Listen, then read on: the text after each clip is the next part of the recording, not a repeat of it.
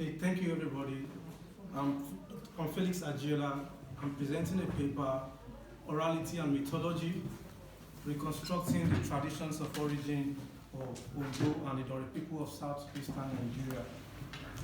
Ondo and Idanre people are Southeastern Yoruba people who share similar socio-economic and political characteristics.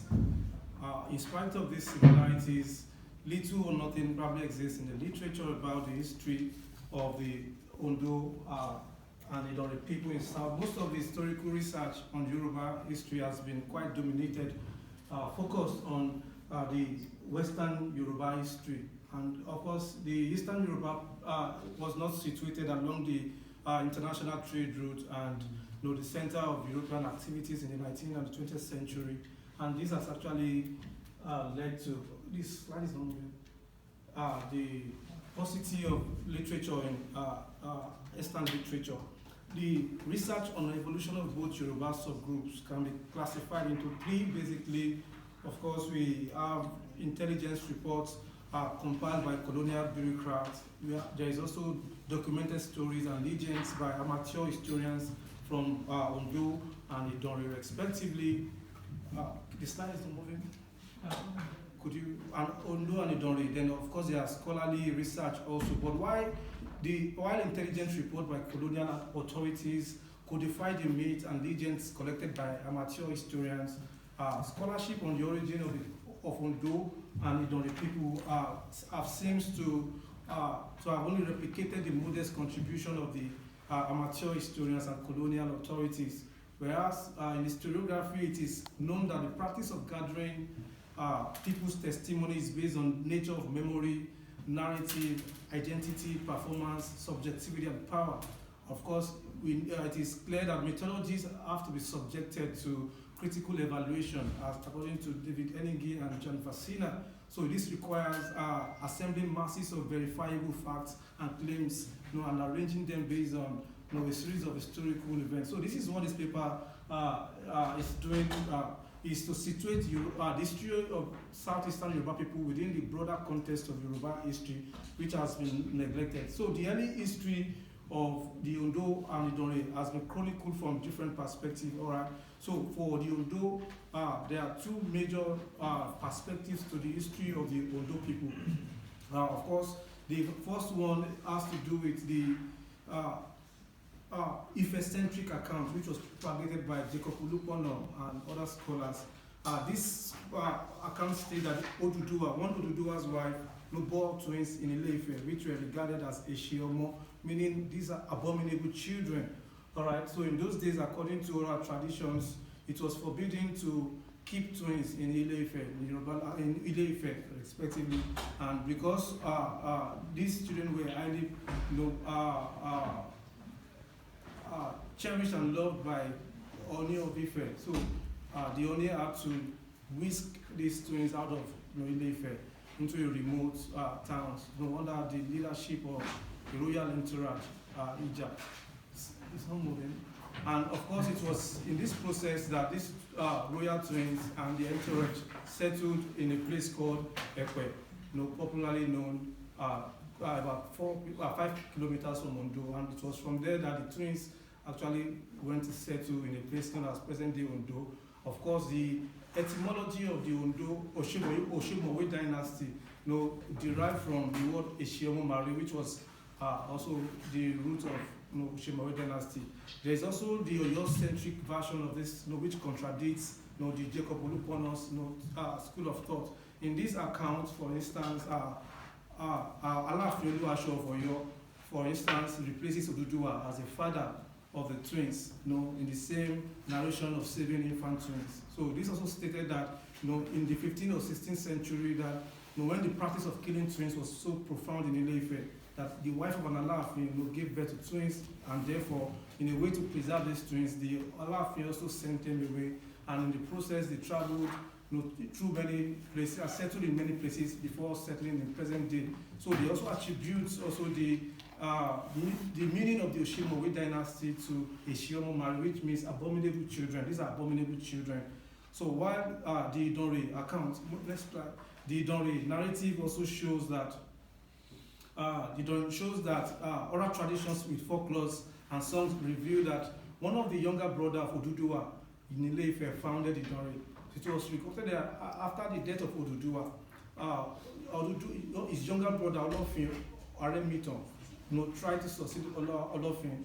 Perhaps the children of Oduduwa didn't agree with all of this, and as a result of the dynastic tussle, Olofin had to relocate from Ile-Ife and move into a place called Ijama before settling that Ife Oke, which is Ife on the hill, which is now the present abode of the Idanre people. So there are quite a lot of perspective. So I'm trying to analyze to see. So I'm trying to use longevity to determine, which of the town influenced the establishment of the other. So a critical scrutinization of sources suggests that Ondo and Idanre are related Yoruba-speaking people. So their art, religion, festival are quite homogeneous. And so the big question is, is with the Ondo's account, particularly in connection to Ife and Oyo's, regarding the myth of the twins.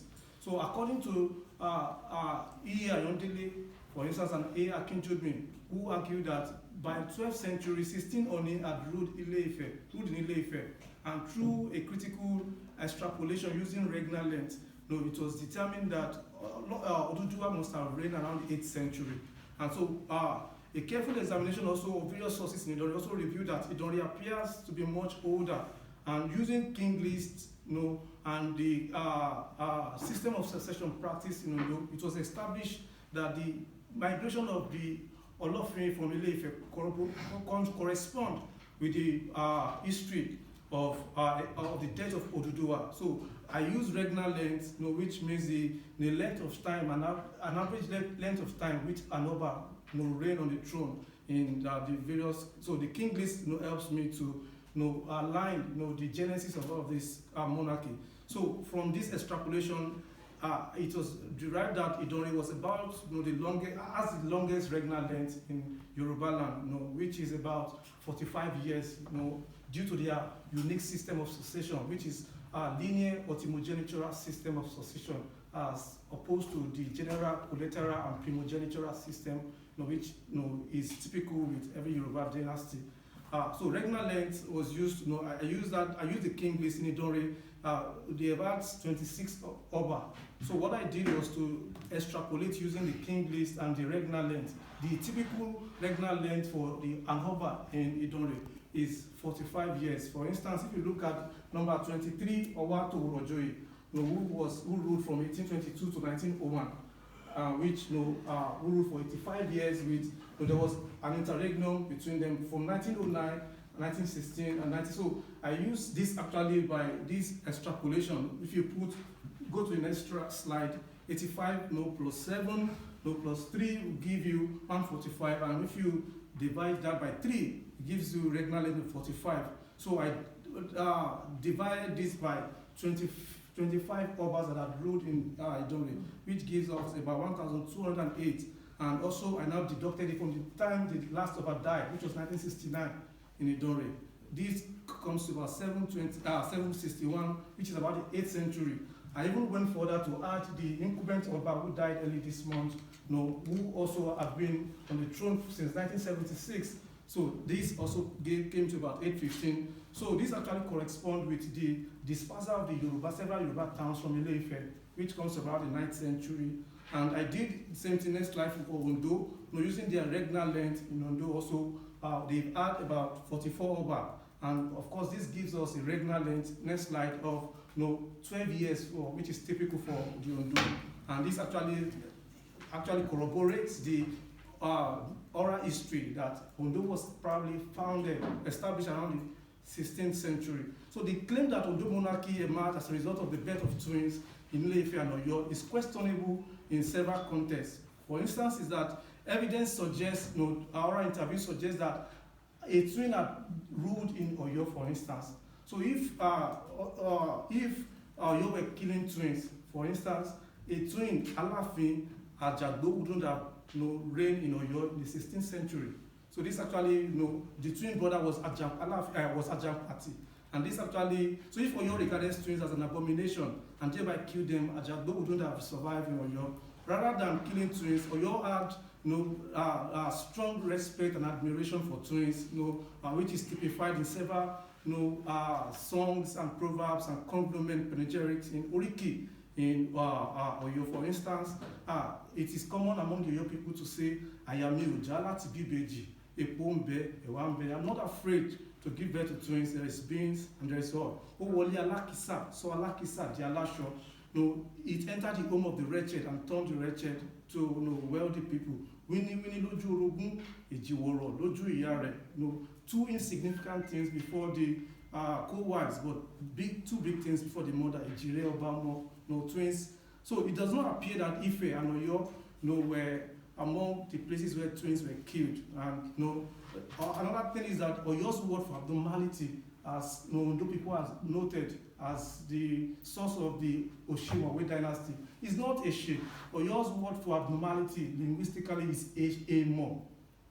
Ditto for Ife, Abami. So this doesn't suggest that the twins who probably established the Ondo monarchy were from Ife or Oyo. It is more likely that they were from Idanre, because linguistically the Ondo and Idanre are homogeneous. They speak the same dialect. As a matter of fact, Eshe is Idanre is common adjective for abnormality. So a critical evaluation indicates that among Ondo's neighbors, it was also Idanre that twins were killed, and this was a practice that that lasted until the colonial period.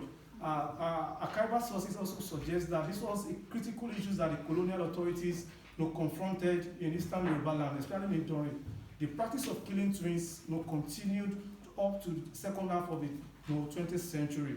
The colonial authorities had to enact ordinances to prosecute people engaged in. So in Idanre, it was oral sources suggest that twins were killed, while the ones surviving was renamed Ibukun, which means blessing. So again, next slide. So our evidence also suggests that there are quite a lot of similarities between the Ondo, next slide, and Idanre people.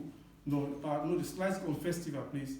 So unlike the political systems and the cultural practices in Ondo and Idanre are exactly the same. For instance, festival, the Ondo practice, the Oluwa festival, which is done to venerate the ancestor, the founders in Idanre, the Olofin also. So all of this, the Ogun festival, I did ethnography in these two communities.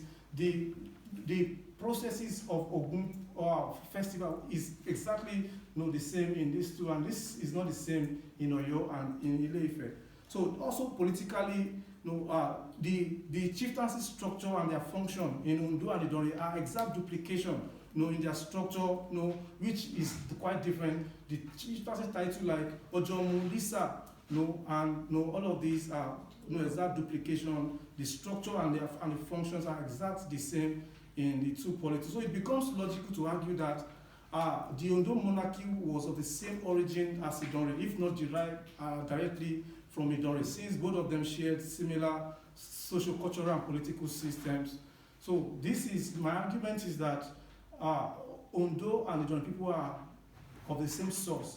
So the reconstruction of oral history is not a choreographic performance in which all dance and prance in one direction, they then uniformly turn and prance off in another way. Historians writing on pre-literate society must draw conclusions from evidence and situate it within broader historical context, rather than just regurgitating what the intelligence reports and what the amateur historians have written, as other scholars who have written about the subject have opined. So the conflicting myth of theory of origin of Ondo and Idanre must be seen as a product of an age-long communal conflict inherent in a homogeneous society comprised of people with related historical backgrounds, but varying political aspirations and remarkably different cultural loyalty. The Ondo monarchy is probably of the same source, if not derived from Idanre. There are quite a lot of evidences to show that the vocabularies, the dance, the dress, the culture, and all of this, which is not the same with Oyo and Ile-Ife. And this will be the major cross of my paper. Thank you.